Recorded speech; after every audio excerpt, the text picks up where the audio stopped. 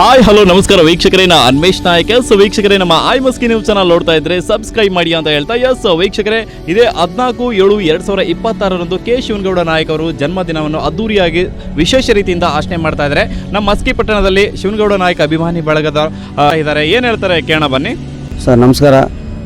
ಈ ವರ್ಷ ಪ್ರತಿ ವರ್ಷದಂತೆ ಈ ವರ್ಷ ಕೂಡ ಸಿರಿವಾರ ತಾಲೂಕಿನ ಕವಿತಾಳ ಪಟ್ಟಣದಲ್ಲಿ ಕೆ ಶಿವನಾಯಕ್ ಅವರ 49ನೇ ಹುಟ್ಟುಹಬ್ಬವನ್ನು ಆಚರಣೆ ಮಾಡಿಕೊಳ್ತೆ.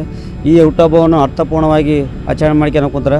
ಹಂಗಾಗಿ ಹೈದರಾಬಾದ್ ಕರ್ನಾಟಕದ ಎಲ್ಲ ತಾಲೂಕಿನ ಅಭಿಮಾನಿಗಳು, ಜಿಲ್ಲಾದ್ಯಂತ ಎಲ್ಲ ಅಭಿಮಾನಿಗಳು ಬರ್ತಾಯಿದ್ದಾರೆ.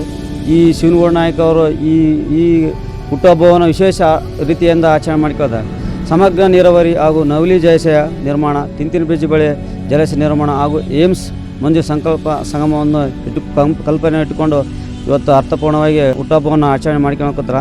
ಹಂಗಾಗಿ ಈ ಹುಟ್ಟುಹಬ್ಬಕ್ಕೆ ಎಲ್ಲರೂ ಆಗಮಿಸಿ ಈ ಕಾರ್ಯಕ್ರಮವನ್ನು ಯಶಸ್ವಿ ಮಾಡಿಕೊಳ್ಕೊಂಡು ತಮ್ಮಲ್ಲಿ ಕೈ ಮುಗಿದು ಕೇಳಿಕೊಳ್ತೇವೆ. 14ನೇ ತಾರೀಕು ಕೆ ಶಿವನಗೌಡ ನಾಯಕ್ ಅವರ ಹುಟ್ಟುಹಬ್ಬ ಕಾರ್ಯಕ್ರಮ ಇದೆ.